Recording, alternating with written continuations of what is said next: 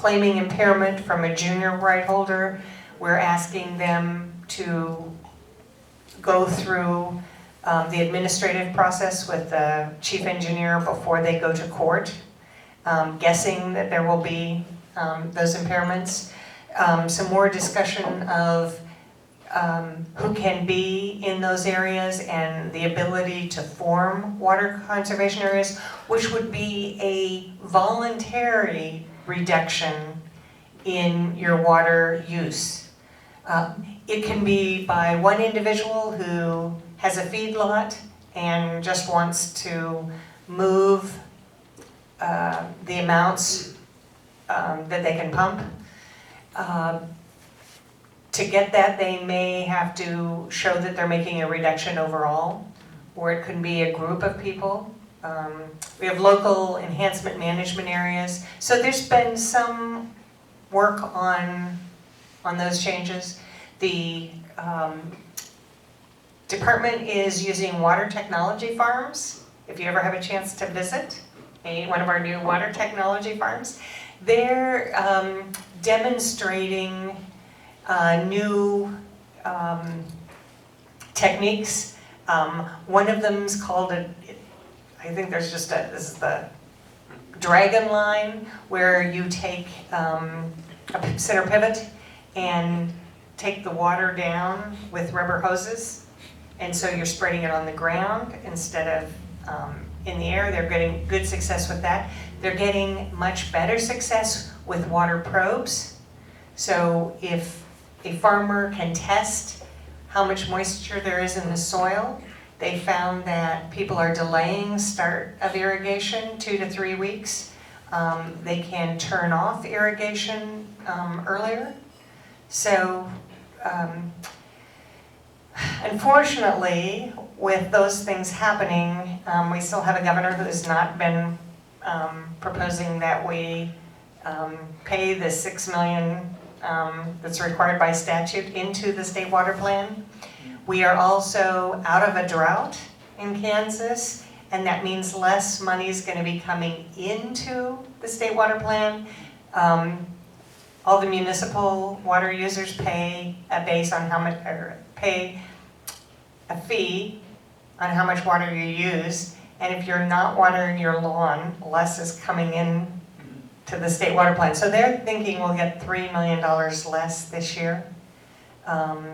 That does not bode well for us making progress on what's a really important issue. Right. Marcy, I came to visit you a few years ago in the Capitol, and I don't know, do you get many constituents coming to visit, and do you get many? And are all these people here invited to come see you in the Capitol to see how things work? Absolutely, anytime. We're kind of hard to find during the day, so planning ahead is good, but I don't get a lot of people come for events, and I see them in the halls rather than in my office. I get phone calls, getting more phone calls. Got a lot of postcards this year, that's kind of a new thing. I think the most effective way of reaching people, one is trying to set up a one-on-one visit, but work that through the secretary. Phone calls, people notice phone calls, and emails that you've composed yourself rather than just punch a button. Those get more attention. But I try to respond to everything that I know, and make sure your address is on it if you're contacting one of us, so that even if we don't recognize your name, we know that you're a constituent. Yeah, I emailed ahead, and of course Marcy's secretary took care of me. Well, and I always say, talk to your representative and find out how they like to be approached or connected to. I love the form emails because I feel I can make a form response. So if all you want to say is support age-appropriate sex education, and you just hit the button, and I'll write everyone back with the same message. But if you have something specific to say, please do. I think one time it was an individual who was concerned about feral hogs at Clinton Lake, and it was really important for me to hear that individual experience. So we've seen, I think, more people because, again, there's a lot of people that came up for the hearings on Medicaid expansion. A lot of people who came for what was it, Wealth Day at the Capitol, people who came for Muslim neighbors. So that's, and if you do come, even if you don't have time to let me know, or you just found yourself in Topeka, stop by and leave a note. 'Cause it's good for us to know who stopped by. Do you think there's enough going on in the legislature right now that would potentially push more voters towards a moderate kind of stance for their legislators? Get more moderates into the legislature? Is there anything in the legislature right now that would influence that?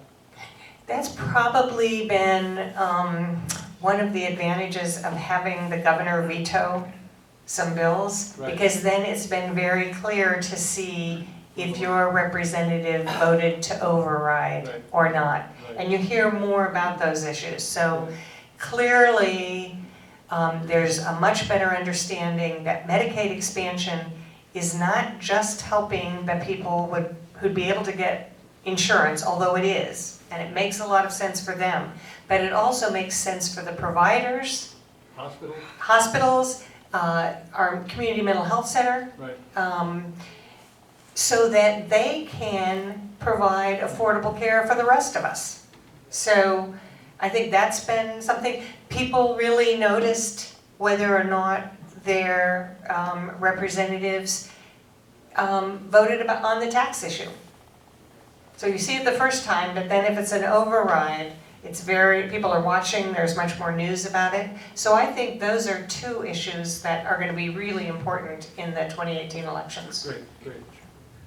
I think education funding has been one of the biggest drivers of getting more moderates to the polls Right. over the last year, and that's still not resolved yet. So yes, My biggest concern, and I confronted Barbara Ballard and Tom Holland at church, after church one Sunday, and this is after the tax bill that was a good bill and could have been passed, went down. You couldn't override the veto. And I said, are we going to continue to slide perilously close to bankruptcy as a state?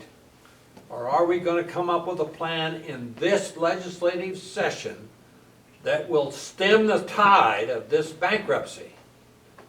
And oh, Tom, he waved his arm, oh, Phil, don't worry. Well, I am worried, and I think the whole state of Kansas ought to be worried. No kidding. We have been sliding there desperately close to bankruptcy. And I don't know if there's a court in the whole land that you can't declare bankruptcy as a state, you gotta do something. And God, it's so far past time that we do something, we must do something. Do you agree? yes, absolutely. God, I just can't believe that I grew up in this state and watched this terrible decline of irresponsible leadership. I am just so fed up with it, I could spit nails. I think the problem is that we trust you guys. I mean, this is the blue state in the red state, so we aren't gonna complain because we think you're on the correct side of every vote that goes there. If I approach Brownback though, he's gonna say, oh, there's somebody from Lawrence, forget that. Well, if you have friends in other parts of Kansas, have them contact their reps, that potentially helps. But yeah, we have to do something. I think a majority of legislatures know we have to do something now. And so I'm cautiously optimistic that we're going to, I mean, our hole is so deep. I mean, even if we get the tax bill that meets all of our current obligations, I mean, we're still not talking, well, possibly 2% pay raise for state employees, but we've got employees that are underpaid, we've got highway maintenance is falling behind. I mean, it's going to be years and years and years It's a huge to gap. fix this damage. I mean, but I think currently there's a majority of legislatures who understand that and are willing to take the votes. But there's not a super majority, probably. That's the Yeah. problem. Yeah. So I'm hoping everyone has had a chance to do their taxes.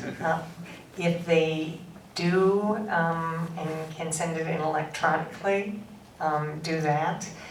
The legislature likes to wait to see what came in April before they set the rate. Because what happens if, we got an extra $270, you know, we wouldn't want that to just be sitting there in our bank account. So as soon as we get those new April revenue estimates, I think the legislature will be prepared to respond. Unfortunately, I think there's still a misunderstanding that they're gonna look rosy, and that we can just sit back and things will take care of themselves. But When's the last time it was rosy? 2008, Right. We beat revenue, so we beat revenue expectations the month before last, but that's because we downgraded the estimate. So I mean, I think we could conceivably still beat revenue expectations for another month or two this year, but the point is they're vastly diminished. one thing that happened to our revenue estimates that I've heard is regard to the earned income tax credits. The federal government delayed when they were sending those out. Right. So all of a sudden you saw the February, we saw February as more and March as less because of the timing of those refunds. So, you know, there are gonna be some outside things. So just because we saw that increase and people had not been able to receive their earned income tax credits yet, did not really mean that there was more money coming into the state. It meant the federal government had changed their deadlines trying to avoid fraud. So there we are. Other questions, or our hour's about up, but really appreciate, I always am so pleased to have the constituents that I do. They've been incredibly helpful about letting me know what's important to them, talking about the issues, coming up to the Capitol. I hope every representative and senator feels that, like I do, that they have the best constituents. But the others would be wrong. Thank you both. Thank you.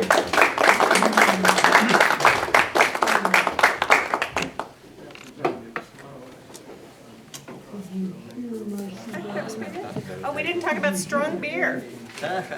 My neighbor works for a company and he's doing down, down something.